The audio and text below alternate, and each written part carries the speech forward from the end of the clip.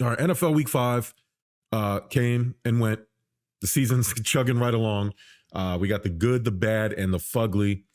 For me this week, I'm going to go my good. I hate to admit it, y'all. The Kansas City Chiefs. Listen, I incorrectly called them frauds at 3-0 because of how they were winning games. I don't think I move away from that because their first 3 games, they easily could have been 0-3 or 1-2 if it wasn't for some timely help from the referees. But what the Chiefs have been doing since then, I honestly can't hate on it. They defeated the Saints last night on Monday Night Football, who seem to be coming back down from earth a little bit. And to add insult to injury, Derek Carr has some sort of injury that will require MRI. I would assume that is some sort of oblique injury, but time will tell. But the story of the game for me is honestly 2 things. The Chiefs dominated time of possession. And, you know, when you break down the numbers, the Chiefs had the ball for 39 minutes and 56 seconds. That's what my notes say. Compared to just 20 minutes and 4 seconds for the Saints. A lot of quick 3 and outs for the Saints. A lot of that came, you know, they were trying to play from behind. They were trying to preserve clock. So those numbers can be skewed a little bit. But, I mean, the Chiefs ran 81 plays. The Saints only ran 50. So, you know, each team split drives. They had 10 drives apiece. So, to me, that leads into the second thing. Their coaching. The Andy Reid, to me, is the greatest coach of all time. He has won heavy with 2 separate franchises, and I think he does the best at maximizing what he has. You know, losing Rashee Rice, you know, having a rookie wide receiver contribute, an aging tight end, you know, and an offensive line that's okay. And, you know, the biggest thing I had against the Chiefs was the defense. And now they seem to be doing this thing, specifically in the last 2 weeks, where they blitz on every down and somehow nobody can exploit it. It's unbelievable. Patrick Mahomes also is the slowest but most athletic QB I've seen. I don't know how he doesn't get hit more often. He is so shifty in the space that he occupies when he's scrambling for first downs. It's kind of amazing to watch. And again, this brings me back to Andy Reid. Maximizing the talent or lack of talent that this team has, always seemingly, it's like inevitable, right? They've turned into this like dink and dunk team. It reminds me when he had Alex Smith and why the Alex Smith Chiefs were so successful. He turns into this dink and dunk thing. And then, you know, once the defense adjusts to that, now it's all of a sudden Travis Kelce's wide open in the middle for a 20-yard gain. Noah Gray was getting in on the action. The ability to adapt and overcome deficiencies is a big reason why the Chiefs are 5-0 and why Andy Reid, to me, is the greatest coach of all time. The bad, listen, losing to the Buffalo Bills. The bad's the Buffalo Bills. Losing to the Texans 23-20. And the Texans were tabbed as a Super Bowl contender preseason. So losing to the Texans is understandable. They are a good football team. The problem, as often my issue with the Buffalo Bills, is how they lost. You know, with the score tied and 32 seconds on the clock, the Bills could have ran the ball and played for overtime. Instead, they started from their own 3-yard line and then threw the ball 3 straight times.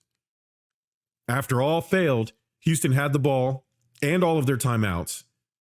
And the fact that the Bills knew that Josh Allen struggled this game and the receivers of the Buffalo Bills couldn't catch any 3rd down conversion pass, it seems, why Sean McDermott decided to play that way is shocking, honestly. I'm a Bills fan, so I think I'm allowed to say this. Sean McDermott sucks. He has got to be the worst situational coach of all time. I get the Bills had 6 or 7 starters missing the game, but the Bills had a chance to win this game, and honestly, they probably should have. If I'm Josh Allen and the Bills don't go out and get a legit wide receiver 1, I am out of there. Sean McDermott has been riding Josh Allen's coattails, riding his greatness for far too long. I am so sick of this franchise wasting one of the greatest quarterbacks this generation has, and probably the second best quarterback in the league today. You know, I'm wearing this Sixers shirt. and it hit me just now. Sean McDermott reminds me a lot of Brett Brown. During the Philadelphia 76ers tanking years, they hired Brett Brown knowing they were going to tank. He took the job knowing this team was going to tank. His job was to come in and keep the ship afloat, teach culture, show these guys who normally may not have gotten roster spots what it's like to work and play in a professional setting. His job was just to make sure things didn't go off the rails.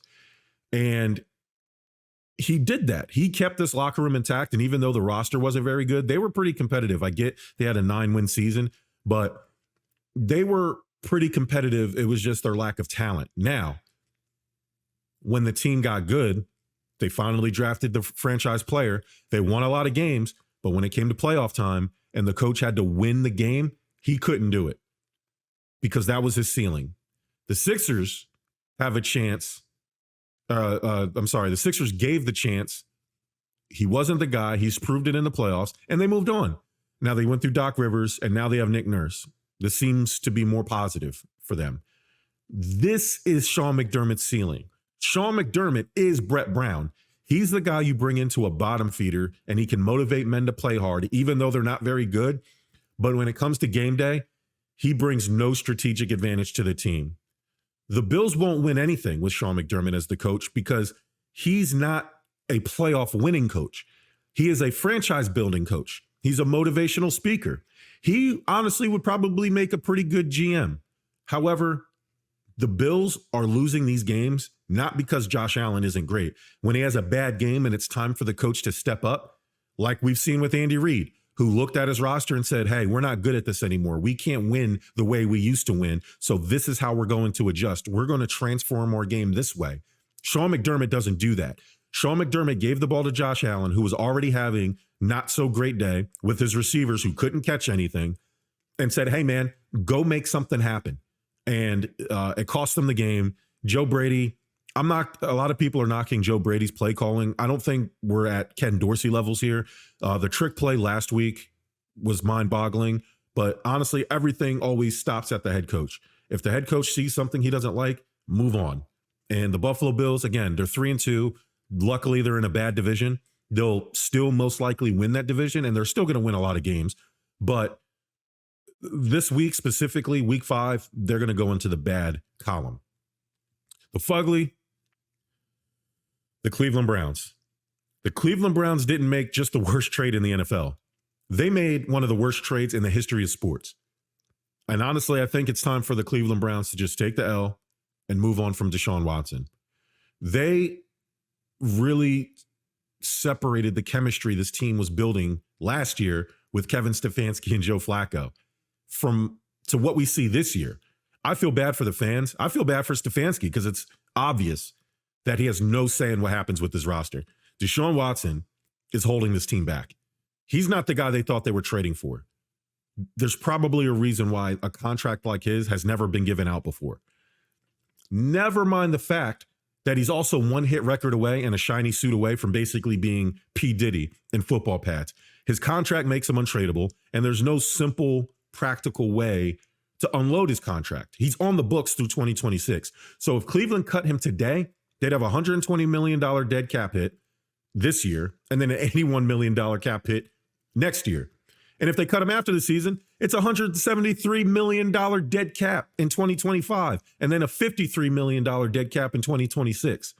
So, and then if they wait until even after that, it's still 73 and then 27. Either way, it's a lot of money. No matter how you slice it, you can kick the can down the road. However you want to divide it up, it's a lot of money. And no team has ever, in the history of sports, not football, sports, has taken a bigger L than the Cleveland Browns. And to make matters worse, they have to watch Baker Mayfield have a blast in Tampa Bay. God bless him. God bless the Cleveland Browns and the Cleveland Browns fans. I feel really, really bad for all of you.